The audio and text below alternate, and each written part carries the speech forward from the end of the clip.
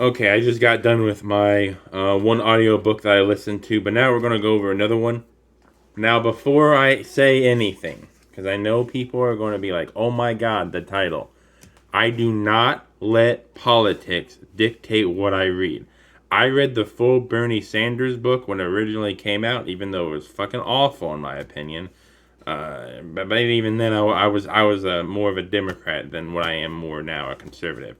But I do not let politics dictate what I read. Okay, that's stupid. If my challenge is reading 1,000 books before I'm dead, right? Starting when I made the channel, and if I read 1,000 books that are my way of thinking, I'm just going to get into a bubble idea of what I think a lot of Democrats are. So, I don't let politics dictate what I read. Okay? Eventually, I might even read Hillary Clinton's book. I bring her up because I read Trump Never Give Up.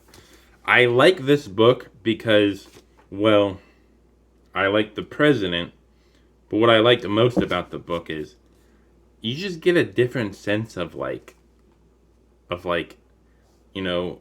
now I am a poor man, don't got much money, so I'm just like living paycheck to paycheck, just day by day, trying to get out of debt too. But this guy makes money, and he's talking about his business deals, and it's like, whoa.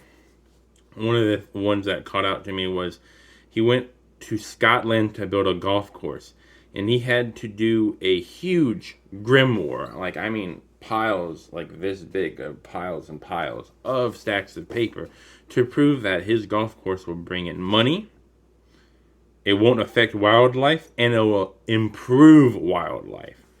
So I just think that's one of the craziest things when it comes to like developing things. You gotta do all that for what? Just to have it built before it can even start being built? It's crazy. Another one that just like comes to mind is you really gotta prove yourself sometimes to people. I don't remember the name exactly, but I think it was Tim O'Brien wrote a book about him, and he says it was completely false. I mean, people don't like him, so they won't take his word for it. But I think it was not Wall Street, maybe New York Times or something. Someone did a whole entire what's it called? They saw all the evidence, right? So they looked through the whole entire evidence, and they said, oh no, he's like 2.7 billion's worth. This is like in 2009 or whatever. And the guy just completely lied about him originally and whatnot. So really what you gotta do is sometimes prove your worth. I don't know. Some people just don't believe things even if it's in front of their face. It's kind of like people won't believe that a gun is pointed right directly in their face. Sometimes people won't even believe that. They'll just be like, oh no, this ain't even happening. No, it ain't. It is happening. If a gun's pointed right at you, YouTube's not going to like that. But, yeah, sure. A lot of people say fake it till you make it, so maybe this guy thought that Trump was faking it. I don't know 100% of the entire thing, but, yeah, what was another one? It's, another lesson that I learned is some people in this world will just literally try their best to make sure you don't ruin their quote unquote safe space. So what I mean by that is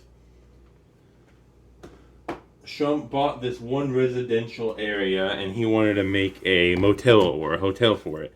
But the city said no way in hell. They tried stopping him in every corner, tried doing a bunch of things that would make him look bad, but he persevered. So, in that lesson is just fucking do it, is the best way I can say it, is people are going to want you down. People are going to want you just to fucking fail because you're trying to do something that is not the norm. I say, fuck it, do what's not the norm, okay? The truly greatest people of all time, including him in my personal opinion, but like just some of the truly greatest persons of all time, if they stayed in the, let's just say, the normal area, we wouldn't have the iPhone, We wouldn't have mobile phones today. We wouldn't have the Android that I'm recording this on.